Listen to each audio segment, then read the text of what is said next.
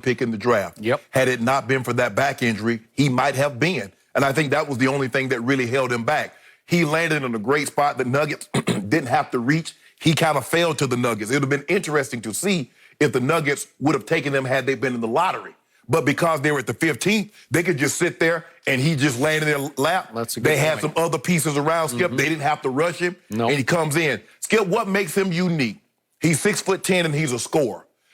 What makes Kevin Durant, what made Dirk Nowitzki unique? Their ability to score from the perimeter, because normally when we had guys that side, the Kevin Garnett's, the Tim Duncan, they were back-to-the-back players. They didn't have three-point range. This kid got Skip, he was 6 of 9 from the three. He was perfect from the free throw line. He can put the ball on the floor. He can get to the lane. He can get to the rim. He can shoot the ball from three.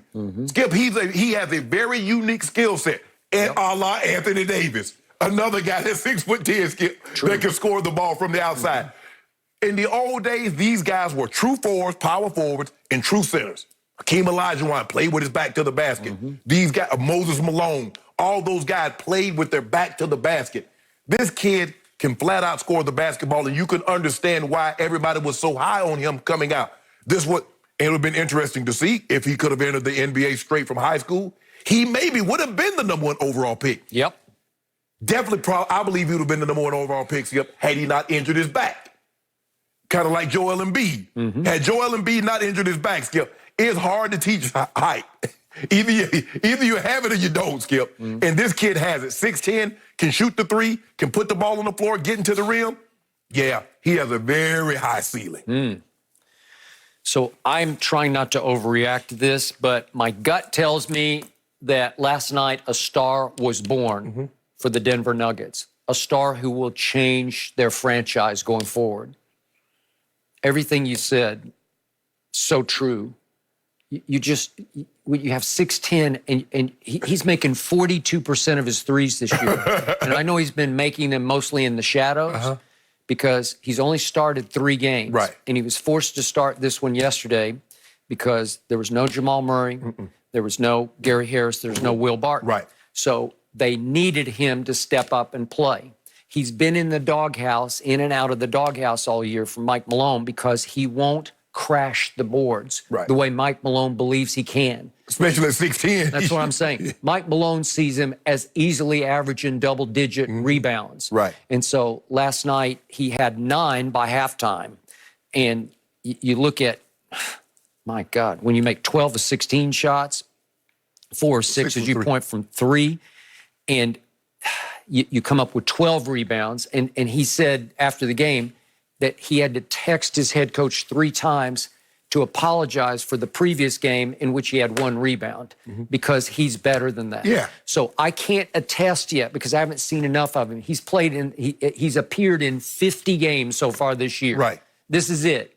He's still like Zion. He's just getting his feet wet. Well, Skip, maybe he's shown you flashes. He's shown where he gets you 20 points a game. Now, it's going to be interesting to see when all these pieces come back, where does he fit in? Because Bol, you know, Skip, they're big. No, I got it. Jokic and Bol and this kid. Okay, but from what I saw yesterday, I think you don't have to fit him in. I think you have to fit the other pieces around fit him around. No, he's just because Jokic was a monster yesterday. But he is a monster. He is a monster, and he made Steven Adams look like he's about 6'3". He did. Seriously, yeah. he just toyed with him the whole game. The thing is, Skip, is that right now because they played him alongside Millsap, and so he was special, Skip. Oof. I mean, I thought the kid had some talent. I mean, because you didn't really get a chance to see it at Missouri. Because, I mean, as soon as he got there, hurts his back. And yeah, he played in parts of 3. He played in the opener, and then they tried him in the first game of the SEC tournament. Yeah. Didn't work. And then they tried him in the first NCAA tournament game, and it didn't work. And that was it. That was it. Goodbye. So you know, I'm not following high school basketball like that. You hear all this talk. Oh, this kid is unbelievable. He's 6'10", yada, yada, yada. You're like, yeah, okay. And then, you know, you're okay, I'm going to see him in college. Because you see Zion, Skip, you hear about Zion, you're like, I can't wait to see what he do against, you know, college players.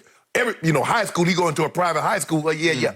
But this kid has some ability, Skip. At 6'10", can score the basketball. I can't speak to killer will or mental toughness or winner's intangibles. I don't know about those yet. Right.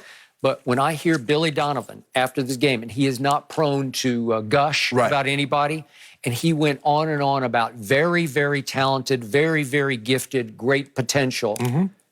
He was in awe. Yeah. He just sat back because he had 20 and 9 rebounds at halftime. And it's like, we can't cope with that. Right. Because there is some potential Anthony Davis there. Yeah. That'd be the comparison. Skip, that's a unique skill set. When you get a guy this tall that can shoot the ball like this, Skip, that's what set Kevin Durant. That's what set Dirk. It did. When Dirk came to the league, Skip, we had never seen a 7-footer that could shoot the ball like that. And we may never see another 7-footer that can shoot the ball. But Kevin Durant, he goes 6'11". It all depends. Yeah. Some days he's 6'11", some days. But Kevin Durant can shoot the ball, got half-court range ability. So now, and KD can put the ball on now Dirk couldn't put the ball on the floor like KD. Dirk couldn't put the ball on the floor like this kid. So this kid here has more KD in his game and AD because of his ability to put the ball on the floor and get to the rim. So last week we talked about this young man for all the wrong reasons. Right. So remember he made the comment Right. on, I think, a Snapchat Live. Right. About coronavirus is being used for population control. I didn't condemn him. You had some issues. Right. You just said you got to grow up and realize your responsibility because this isn't just you sitting in your parents' basement. Right. This is you represent the Denver Nuggets now. Correct. And he just turned 22, so you say, you got to live and learn. You got to grow up. Right. Well, you better grow up pretty quickly because the spotlight is about to get bright on this young man. Yeah, Skip, because the Nuggets have aspirations of going further than the first round. They got knocked out last year by Portland. So they have hopes of getting all the way. And this kid is going to be a big part of that. He's going to have to play well. They got contributions all across the They got nothing from the bench, Skip. This was all their starter. They might have had 14. They got 14 points from the bench. You normally lose a game like that. But if you get 37 and 12 from one guy, the 30-point triple-double from another guy, and 2 guys give you 17, yeah, you can win it like that. I would agree. So for me, all of a sudden, the Denver Nuggets, because of Michael Porter Jr., become must-see because now I'm on the edge of my seat. I saw little flashes back in January when he had a 20-point game, and you'd say, well, what do you have? He had 25 at Indy and 20 and 14 at Minnesota. Right. You say, okay, I see flashes. This was a big kaboom. Oh, yeah. Yeah. And Skip, that's another guy that if they were to meet the Lakers, well, Anthony Davis is going to have to face him too now because he can score.